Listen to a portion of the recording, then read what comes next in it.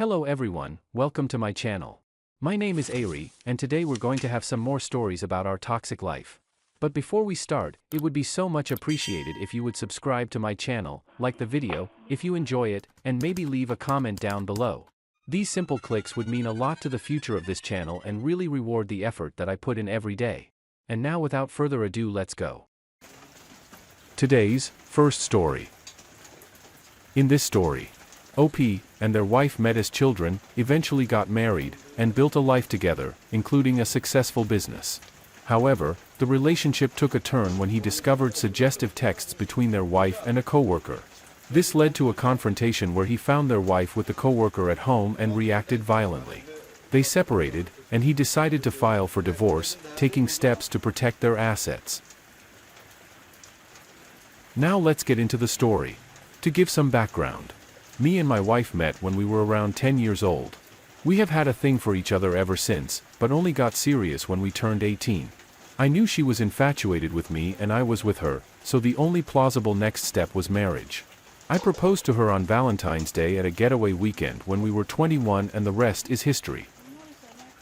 We both make it work with money and our day-to-day lives. Everything was perfect. In my mind, the infidelity began when I was using her phone. I saw texts from a guy from her work. This wasn't any direct flirting, but was still odd and suggestive if you ask me. She'd say things like I've had such a long day at work, and he'd say they need to relax together and so on. I admit I have a temper and I was not about to let this happen. I told her she can no longer contact him and to block him in front of my face. I told her I would leave her if she didn't. She did everything I asked. So this brings me to Sunday night. I own a business with my cousin. We started it around age 20 and it really took off. We have an office where I sometimes sleep when the workload gets on top of me. So I text my wife from about midday saying me and my cousin are going to probably be here all night. I'll order in so you can eat without me and don't wait up. Love you. She responded minutes later, telling me she was a bit sad she wasn't going to see me that night, but wished me well with my work and said she loves me too. All was good. Fast forward to later that night. I decided the work had taken enough of my weekend and that I wanted to see my wife, who I thought also wanted to see me. So around 7 p.m., I began making my way home. When I got home, I heard talking upstairs but couldn't make it out. So I went up and there I saw my wife and the guy. I admit I didn't handle it the best I could have. I started by beating him up, and he tried to say, "Look, man, I'm sorry. Don't hurt me." I kicked him out of the house and sent him to walk home without his shoes. My wife was hysterical from the moment I walked in, and I came very close to getting physical with her, but I didn't. Through all of this, she cried and cried, saying it was a stupid mistake. But by this point, my concerns from the text messages were proved to be justified. I repeatedly told her to save her breath and that I did not want to hear any of the idiotic explanations she had. I considered going back to the office, but I said no, forget that, and told her to get her stuff and stay wherever she could. I wanted her out of my sight. She stayed with her best friend since. My phone has been blown up by her friends and family since, but I've ignored them. I told her dad what happened, though he was livid and took my side.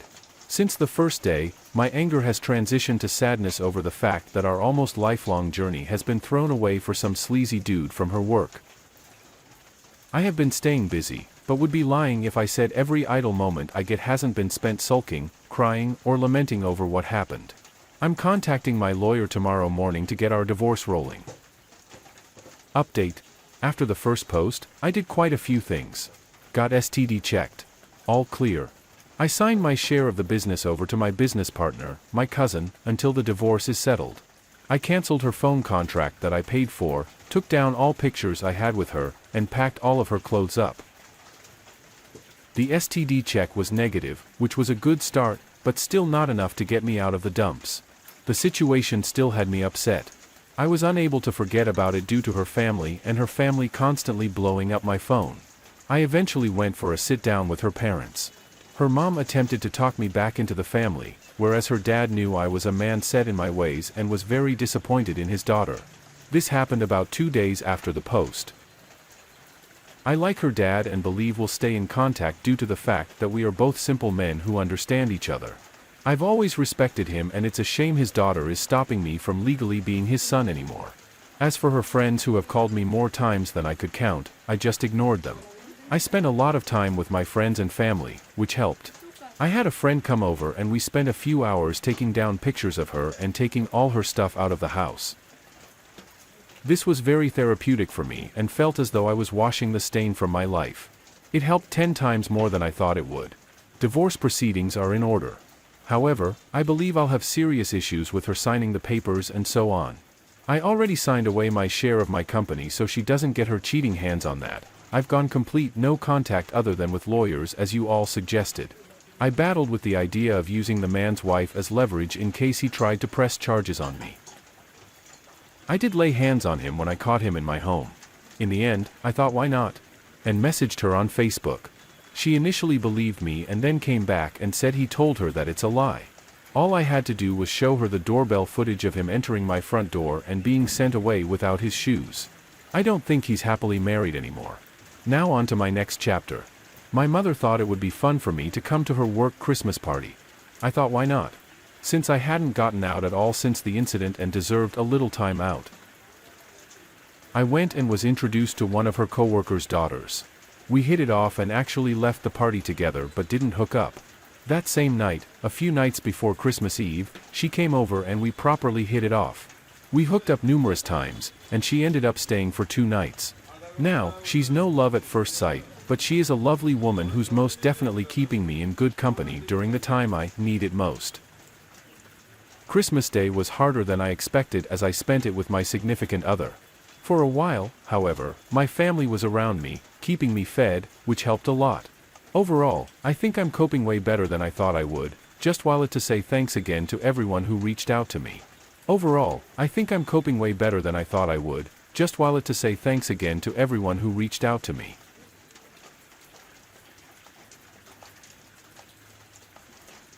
Today's second story. In this story, Opie's wife begins behaving strangely after a routine trip to the laundromat, becoming secretive and lying about her whereabouts. He discovers that she met a veteran at the laundromat and started an affair, leading to a heated argument and ultimately a divorce. The wife moves in with the veteran but is later kicked out when he prioritizes his friends over her. Afterward, she attempts to reconcile with him, but he rejects her and moves on with his life. Now let's get into the story. Every Thursday afternoon, my wife took our clothes to the laundromat. I'd get home from work around 5, and she'd still be out because she slept in late and watched soap operas before going. But to her credit, she always had dinner ready and waiting for us. I usually waited till she got back to get myself a serving, but one night she still wasn't back by 6:30. That was awfully late. I texted and called her, but she didn't answer. She had a flip phone and had trouble paying attention to it. I just hoped she was okay. I finally ate a couple of bites, then decided to drive to the laundromat to help her out. I found her loading the clean clothes into the van. She was surprised to see me, and started stammering when I asked what gave her a late start today. She blushed and finally admitted she was reading a steamy romance. I laughed because she was paving so shamefully around me, when normally she would be so outgoing and dramatic about the books she read. She was very animated and sexual with me, but when she mentioned it this time, she was embarrassed and didn't want to talk about it. That made me wonder if she was thinking of someone else, or if something else happened that day. When we got home, she didn't sit down with me to eat. She urged me to eat without her while she got a shower because she felt yucky. That was different too. It was pretty normal for me to sneak into the bathroom and give her a little start while she was showering just before I hopped in with her. So I decided I should take advantage of that and see how she reacted. She actually screamed, she was so freaked out. She was obviously on edge. I tried to shush her and calm her down, reaching out to take her in my arms, but she ignored me and continued washing her private area. She said I scared the crap out of her, and for that reason she was mad. I told her she seemed on edge and different before that. She climbed out of the shower to dry off and became exasperated with my insistence. She swore to me that she was fine and just felt worn out from cleaning. She was nearly snapping at me, and it was so out of character for her that I stood there staring at her. She told me not to look at her like that and left the bathroom. I went into autopilot for the next few days while I observed my wife's behavior. She was as quiet and normal looking as possible. It was like she knew something that she wanted to tell me, but couldn't. There weren't any celebrations coming up, and as far as I could tell, something was wrong. She took longer to get home again the next Thursday, but she said it was because she went to a different one. I asked why, and she said it was because it was cleaner and newer. I accepted that for the time being, but when I drove by it the next day after work, it was super dumpy and gross. I couldn't believe my wife lied so blatantly about why she didn't go to the same laundromat. When I got home, we sat down for a quiet dinner, and I asked her why she lied to me. She looked like a deer in headlights. She asked what I was talking about, and I asked her if she had more than one lie going. She said she wasn't sure what I meant. I told her I drove by the laundromat, and it wasn't cleaner or newer, as she said. Just then, her phone rang in the living room, and I got up to get it. She jumped up too, but sat down when she realized I wasn't going to stop. It was an unprogrammed number. I answered it, and it was some man. He hung up when he heard my voice. Before going back to the dining room, I looked at her texts and saw she had some back and forth messages with this number. He thanked her for her help, and asked her if she'd be there again next Thursday. She said no, and asked him to stop messaging her. He asked why, and then called 2 seconds prior. A text apology and wrong number came through. My wife came to look at me and took her phone out of my hands. I told her she needed to tell me what happened right then. I wasn't waiting for another second to find out what happened that changed her and made her start lying to me. She locked her phone and collapsed on the couch, planting her face in her hands. She told me that she met a man at the laundromat last week. He was a veteran that just got back from serving a few days ago. He was looking for the touch of a woman since it had been a long time. He was pretty straightforward, and my wife felt like she had to help him because he needed it. He was a hero, and it was just like her steamy novels. I was furious. I knocked over a lamp, and a huge fight ensued. I asked why, and she said something, but my blood was boiling so bad I couldn't even listen to what she was saying. The neighbors actually knocked on her front door in the middle of it, and when they saw my face they were scared. They asked if we needed any help because they heard the commotion, and I told them we were just addressing my wife's infidelity, but it would be fine once she left. She said she wasn't leaving until the courts told her she had to leave the house. The neighbors left quickly to let us continue our discussion. I ended up leaving because she was a stubborn cow. I rented a hotel room for a while, stayed with my cousin, then with a friend. All until the divorce was final and she was ordered to leave. Before it was official, my wife ignored me while living in her house, and probably having the veteran over. After she was ordered to leave, she called me. I didn't answer, so she texted me calling me a few names and asking me why I had to be like this and other nonsense. She was just bitter because she thought she was going to win. When I rejoined the dating game, word spread that we divorced because of her infidelity. Her family caught wind of it and asked me where she was living now. I didn't know, so it was a while before people found out she was staying with the veteran in his tiny, dark apartment. She went off the grid for a while, even from her family, and stayed with him until he kicked her out. He let his relative move in, and he told her brothers come first over a woman as the reason for kicking her out. Basically, he got some overdue woman fun until he was done playing house and moved on with his life. My ex tried reconnecting with me then, feeling ashamed for being so willing to share herself with him when she had a wonderful marriage with me. I told her I was over it, and she wasn't my responsibility anymore. Today's second story. Today's third story. In this story, Opie's spouse, a passionate barista turned branch manager, was caught in a compromising video with a coworker. The video's revelation led to their spouse's firing, legal repercussions, and the end of their marriage. Despite the spouse's attempts at reconciliation, he emphasized the irreparable breach of trust. The incident underscores the emotional toll and consequences of infidelity in a relationship. He publicly exposed the affair on social media, ultimately leading to divorce. Now let's get into the story. My wife had a full-time job working as a barista.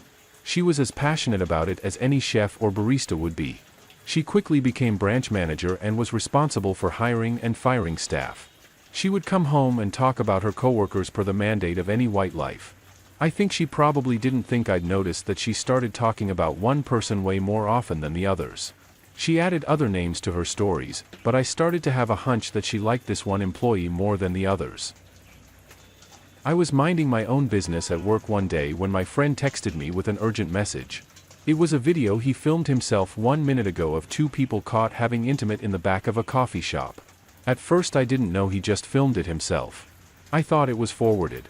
I knew he worked at the same coffee shop as my wife, though before I watched it, I was going to send it to my wife as a joke warning for her to not do anything so stupid. I watched it first though, and I could not believe my eyes. It was my wife. On the video. You could clearly see her face and her dark curly hair.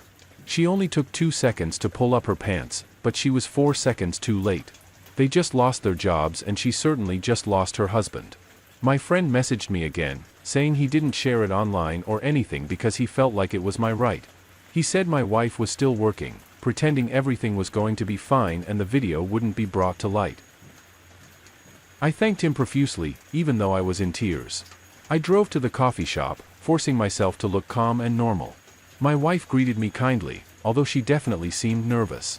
She took my order and made my drink. When she handed it to me smiling, I took off the lid and threw it on her. I said that's for cheating on me and walked out. Then I told my friend to post the video on social media. I shared it on my platforms and tagged anyone my wife knew. She was completely ashamed and fired. Then she faced charges for indecency and at least one other thing. I think she had to go to court, where she was ordered to do community service and pay a fine. After that, she had to go to court for our divorce, where her infidelity was brought up again. She was tired of it and became irritated that she was facing so many consequences for sleeping with a man at work. After she moved in with AP, they split the pricey rent for 1 month. Then he told her he couldn't afford it and left to live with his mom. My wife didn't have the help she needed to get all her belongings out of the place before she was evicted and locked out. She trusted the wrong guy and made the wrong choice. I was so disappointed but proud of myself for following through with the divorce. She tried apologizing, but I told her I could only be married to someone I trusted. I heard her cry really hard only once, and I'm glad I didn't hear it anymore because I might have tried to forgive her.